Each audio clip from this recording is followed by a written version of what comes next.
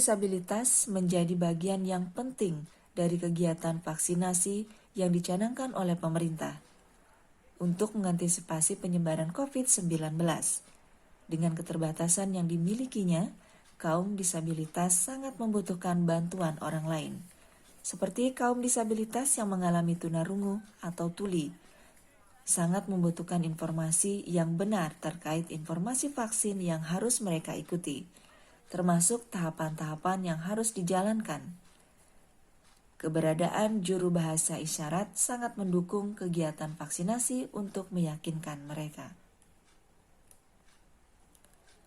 Seperti yang dilakukan oleh Bahtiar Barkah, seorang relawan yang mendampingi kaum disabilitas, khususnya tunarungu yang akan menjalankan vaksinasi di markas polisi Resort Lombok Barat Senin lalu.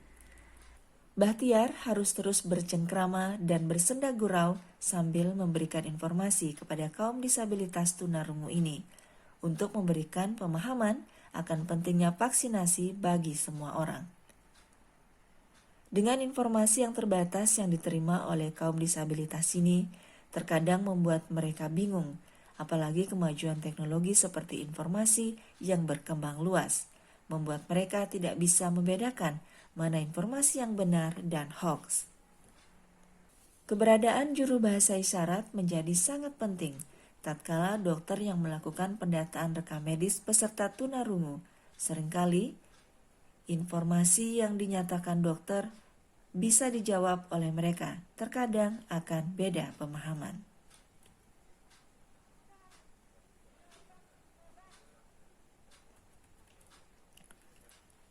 Keberadaan relawan juru bahasa isyarat ini akan sangat membantu untuk memberikan informasi tentang riwayat penyakit, dampak, dan pantangan yang terjadi pada penerima vaksin disabilitas. Mereka juga bertugas meyakinkan kaum disabilitas untuk mau divaksin. Sebelumnya, mereka yang menolak akan mau divaksin setelah mendapatkan informasi yang jelas dari juru bahasa isyarat. Bagaimana Ibu meyakinkan dia untuk mau vaksin, Bu? Dia langsung mau. Oh, dia Datang petugas kan informasikan langsung ya. Iya, katanya. Nggak ada rasa takut dia.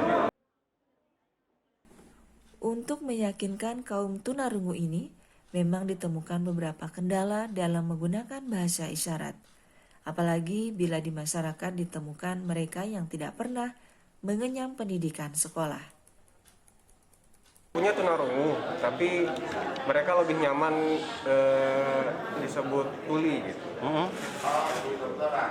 Mungkin yang sulit sih meyakinkan ya, karena di media sosial itu kan banyak informasi-informasi yang mereka mana yang benar, mana yang tidak gitu, mana yang hoax, mana ini. Jadi untuk meyakinkan sih yang susah.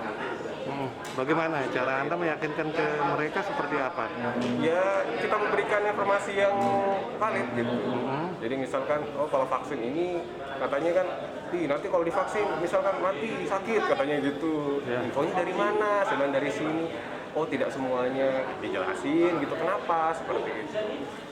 Ya seperti itu sih. Dijelasin seperti itu. Kesulitan yang dihadapi kan berbagai macam orang nih. Tentu pendidikannya tidak sama. Seperti apa mengatasi? Kadang biasanya kalau misalkan dari daerah yang pedalaman gitu ya, atau memang nggak sekolah gitu. Nah itu emang agak susah. Jadi saya dan ada beberapa teman penerjemah itu biasanya pendekatan dulu. Jadi kita kan biasanya menggunakan bahasa isyarat itu ada yang CB, Sistem Isyarat Bahasa Indonesia, ada Bisindo, tapi kita lebih sering ke Bisindo. Tapi kadang ada yang tidak mengenal CB atau Bisindo, itu kita yang memahami mereka gitu.